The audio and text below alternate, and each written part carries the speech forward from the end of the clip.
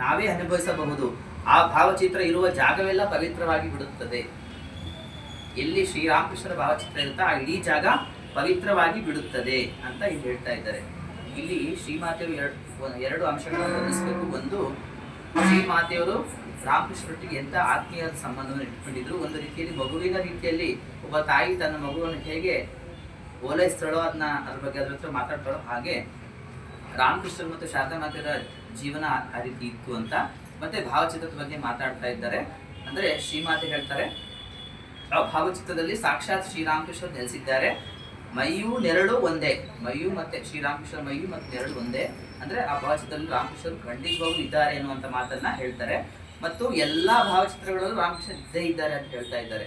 ನಾವು ಎಲ್ಲಿ ನಿರಂತರವಾಗಿ ಪ್ರಾರ್ಥನೆ ಮಾಡ್ತೀವೋ, ಈಗ ನೀವು ಶಾರದಾಶ್ರಮ ಬರ್ತೀರಾ, ಅಲ್ಲಿ ಡೈಲಿ ಬೆಳಗ್ಗೆ ಪೂಜೆ, ಸಂಜೆ ಆರತಿ ಎಲ್ಲ ಮಾಡ್ತಾರೆ.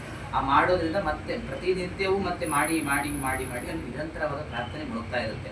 ಆ ಪ್ರಯುಕ್ತ ಆ ಜಾಗದಲ್ಲಿ ರಾಮಕೃಷ್ಣರ ಆವಿರ್ಭಾವ ಖಂಡಿತವಾಗೂ ಇದ್ದೇ ಇರುತ್ತೆ. ಇಲ್ಲೂ ಇರುತ್ತೆ, ಎಲ್ಲ ಕಡೆ ಇದ್ದೇ ಇರುತ್ತೆ. ನಾವು ಎಲ್ಲಿ ಭಕ್ತಿಯಿಂದ ಪೂಜೆ ಮಾಡ್ತೀವೋ, ಪ್ರಾರ್ಥನೆ ಮಾಡ್ತೀವೋ, ಅಲ್ಲಿ ರಾಮಕೃಷ್ಣರ ಆವಿರ್ಭಾವ ಇದ್ದೇ ಇರುತ್ತೆ, ಅವರ ಜೀವಂತಿಕೆ ಇದ್ದೇ ಇರುತ್ತೆ ಅಂತ ಹೇಳ್ತಾ ದೇವಿ ಶಾರದಾ ದೇವಿ ಜೀವನವನ್ನು ಮುಗಿಸೋಣ. ಇನ್ನು ತುಂಬ ವಿಷಯ ಇದೆ, ಹೇಳ್ತಾ ಹೋದ್ರೆ ಒಂದು ಸಾಗರ ಹೇಳ್ಬೋದು, ಜ್ಞಾನ ಸಾಗರಣ ಅಂತ ಹೇಳ್ಬೋದು.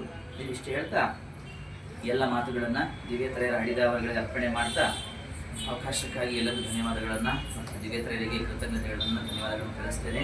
ಓಂ ಶಾಂತಿ ಶಾಂತಿ ಶಾಂತಿ. ಹರಿ ಓಂ ತತ್ಸತ್. ಶ್ರೀರಾಮಕೃಷ್ಣಾರ್ಪಣಮಸ್ತು.